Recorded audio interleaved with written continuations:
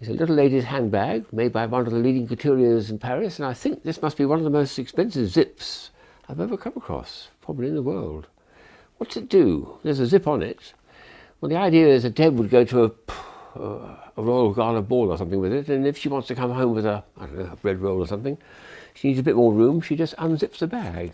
It doesn't undo the bag, it merely allows it to sort of telescope outwards and make it a bit bigger.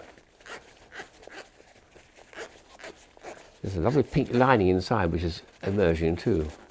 I think that's about as far as it goes. No, one more round. That's as big as it goes. And now she pulls it and it concertinas out. Yep, room for the bread roll in there. What a bit usually it is, isn't it? But that's very classy. Cost me something like a three-figured sum. I don't know, it was a lot of money, but I felt I had to have that in my collection of zip bags, which is what I'm looking at now. Going down market to the other end, we have a zip bag which has got this lovely idea of unravelling in one complete zip, which is a very clever idea. But this is simple, cheap and cheerful, made from a London market, and it just comes undone. That's rather fun, isn't it? But they also made a slightly more elaborate one like this, which also unzips, which I won't bother to do, but notice it's got zips for the actual handles. Sadly, they didn't find some way of putting the zipper to run. They don't work as a zip, those, so they are made as zippers, but there's nothing to undo them or put them up again. So it'll undo, and you can put things inside it, but and unzip it completely. But the handles, well, I think they should do something about it. So we'll see. Now, if you're really mad on zips, there's this strange idea here, which has got zips all over the place. Every place you can think of. It's got a zip at the top, of course, so you can put things into it. But it's got a bit of a hole underneath. If you open up the bottom zip, you'll probably find everything would fall out of the bottom. There we are. Put my hand right through like that. Quite crazy. Or perhaps you can just zip it halfway up or something. And again, this is made. It's got a zip for a handle, which doesn't actually work as a zip. But for people who really love zips, that's for a zipologist, I suppose you have to call them. That's their zip. Something much more practical and a lot more expensive is this beautiful zip bag which I picked up from MoMA in New York about 10 years ago. Sacrosanct, it is a Japanese company. And this is really strong. It would hold some very heavy weights. Unzip the top. Inside we've got the same rather nice black and red contrasting. And the company name somewhere here, oh yes. Ooh, the Uptight Company of Japan. But anyway, we have a little bag inside here which has something in it. What's it got? What do you put into a zip bag? Well, you put zips in it.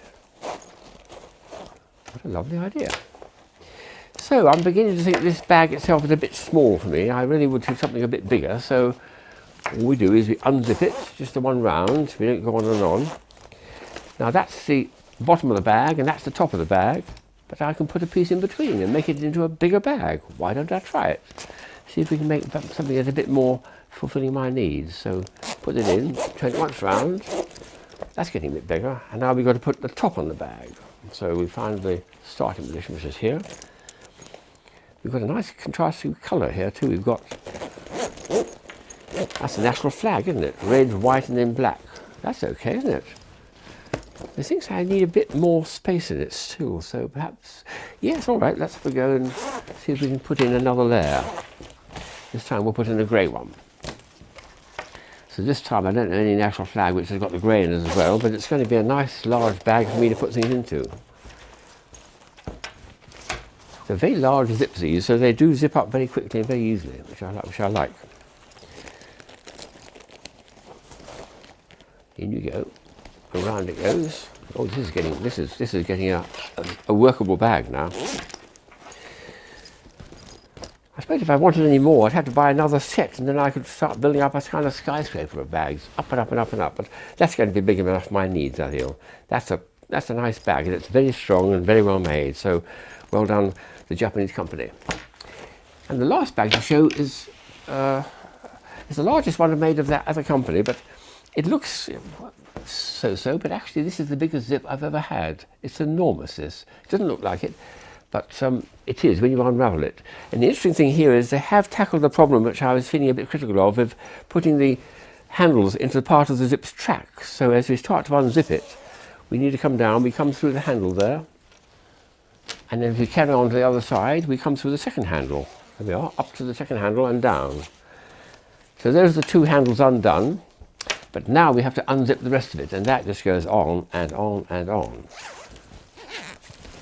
I stretch this across the table and we'll see if we can just keep going, I suppose. And another bit. Oh yes, there's some Velcro at the top there to hold it together.